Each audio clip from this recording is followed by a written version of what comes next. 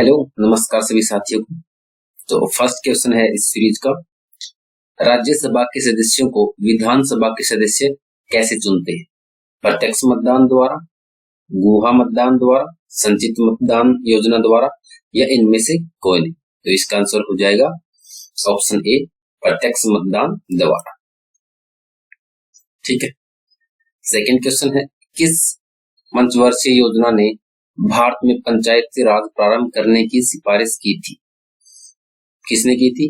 पहली पंचवर्षीय योजना ने, दूसरी ने या तीसरी ने या फिर इनमें से कोई नहीं। तो इसका आंसर होगा ऑप्शन बी, दूसरी, यानी कि दूसरी पंचवर्षीय योजना ने भारत में पंचायती राज प्रारंभ करने की सिफारिश की थी।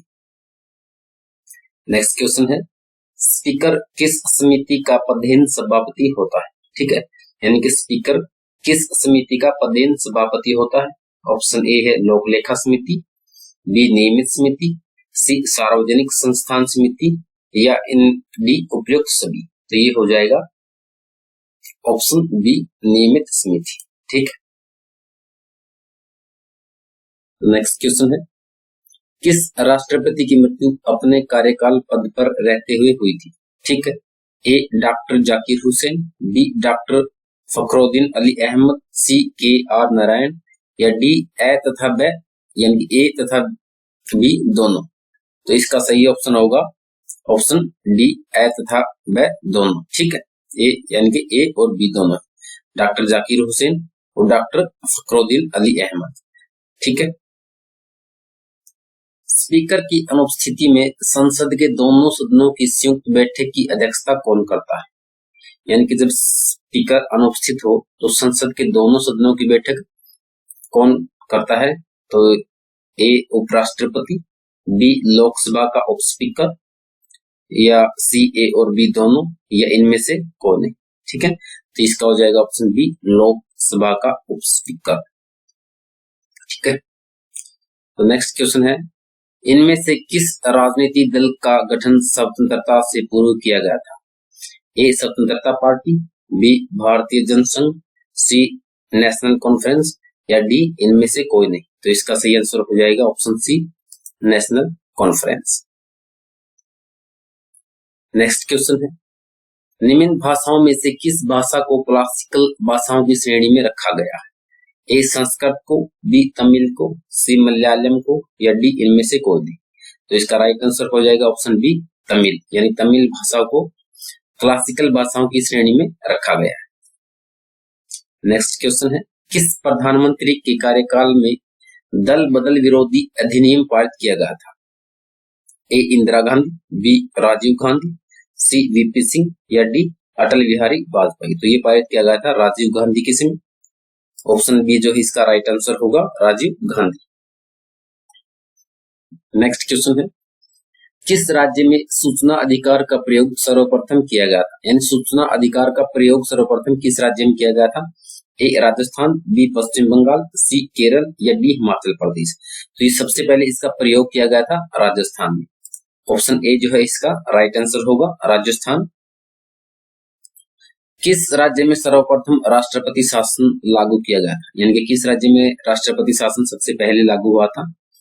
Option A Kerala, B Punjab, C Uttar Pradesh या डी पश्चिम बंगाल। तो ये सबसे पहले लागू हुआ था पंजाब में। तो ऑप्शन बी जो है इसका राइट आंसर हो जाएगा, पंजाब। तो नेक्स्ट क्वेश्चन है, पहली बार किसी भी राज्य में राष्ट्रपति शासन कब लागू किया गया था? 1952, 1954, 1956 या 1957 में। तो इसका सही आंसर होगा ऑप्शन ए, 1952। ठीक है। इनमें से कौन संविधान सभा का उप सभापति चुना गया था? A H C Mukherjee, B B N Rau, C K M Munshi या डी डी पी खेतान। तो इसका सही आंसर होगा option A, H C Mukherjee जो है संविधान सभा का उप सभापति चुना गया था। जवाहरलाल नेहरू द्वारा प्रस्तावित उद्देश्य प्रस्ताव को संविधान सभा ने कब स्वीकार किया? यानी कि जवाहरलाल नेहरू ने जो उद्देश्य प्रस्ताव पारित किया था उसको संविधान सभा ने कब स्वीकार किया था? तो ये किया था ए 25 जनवरी 1947, बी 22 जनवरी 1947, सी 26 जनवरी 1947 या डी 26 जनवरी 1949। तो ये स्वीकार किया गया था 22 जनवरी 1947 को। ऑप्शन बी जो है इसका सही आंसर होगा, 22 जनवरी 1947। प्रथम पिछड़ा वर्ग आयोग का अध्यक्ष कौन था? ऑप्शन ए के नारायण, बी काका कलेकर, सी डीपी मंडल या डी इनमें से कोई नहीं। यानी कि प्रथम पिछड़ा वर्ग आयोग का अध्यक्ष कौन था? तो वो थे ऑप्शन बी काका केलकर। ठीक है, ऑप्शन बी जो इसका राइट आंसर होगा, काका केलकर। किस देश में वित्त विधेयक केवल उच्च सदन में प्रस्तावित किए जाते हैं? यानी कि जो वित्त विधेयक होते हैं वो केवल उच्च सदन में किस देश में प्रस्तावित किए जाते हैं? तो इसके ऑप्शन है A Japan, B France, C Australia या डी इनमें से कोई नहीं। तो इसका सही आंसर होगा ऑप्शन ए जापान। यानी कि जापान में जो वित्त विधेयक होते हैं वो सिर्फ उच्च सदन में ही प्रस्तावित किए जाते हैं। ठीक है, नेक्स्ट क्वेश्चन है, इस समय संविधान में सम्मिलित कुल कितने मौलिक कर्तव्य हैं? यानी कि अब संविधान में कितने मौलिक कर्तव्य हैं? ए 10, बी 11, सी 12 या डी 13। तो फिलहाल जो है 11 मौलिक कर्तव्य हैं। ऑप्शन बी जो है इसका राइट आंसर होगा। भारतीय राज्यों के भूतपूर्व शासकों की प्रीवी पर्सों को संविधान के किस संशोधन द्वारा समाप्त किया गया था? यानी भारतीय राज्यों के जो भूतपूर्व शासकों की प्रीवी पर्सों को संविधान के किस संशोधन द्वारा समाप्त किया गया है? ऑप्शन ए 24वें संशोधन, बी 25वें संशोधन, सी 26वें संशोधन या डी 28वें संशोधन। तो इसका सही आंसर होगा 26वें संशोधन द्वारा। ऑप्शन सी जो है इसका राइट आंसर होगा, 26वें संशोधन द्वारा। इनमें से कौन प्रधानमंत्री के पद पर नियुक्ति के समय राज्यसभा का सदस्य था? यानी कि जब उसको प्रधानमंत्री नियुक्त किया गया तो उस समय राज्यसभा का सदस्य भी था। ए चरण सिंह, बी नरसिम्हा राव, सी लाल बहादुर शास्त्री या डी इनमें से कोई नहीं। तो इनमें से तीनों में से कोई भी जो है राज्यसभा का सदस्य उस समय पर नहीं था। तो इसका सही आंसर होगा ऑप्शन डी, इनमें से कोई नहीं। वर्तमान लोकसभा में सीटों का बंटवारा किस जनगणना के आधार पर किया गया है? यानी जो वर्तमान में लोकसभा की सीटें हैं वो किस जनगणना के आधार पर आवंटित की गई हैं? ऑप्शन ए 2001, 1991, 1981 या डी 1971। तो ये की गई है 1971 की जनगणना के आधार पर। तो ऑप्शन डी जो है इसका राइट आंसर होगा 1971। जसराज चोपड़ा पैनल की नियुक्ति किस समस्या पर विचार करने के लिए की गई थी? यानी जसराज चोपड़ा पैनल की नियुक्ति की गई थी वो किस समस्या पर विचार करने के लिए की गई थी?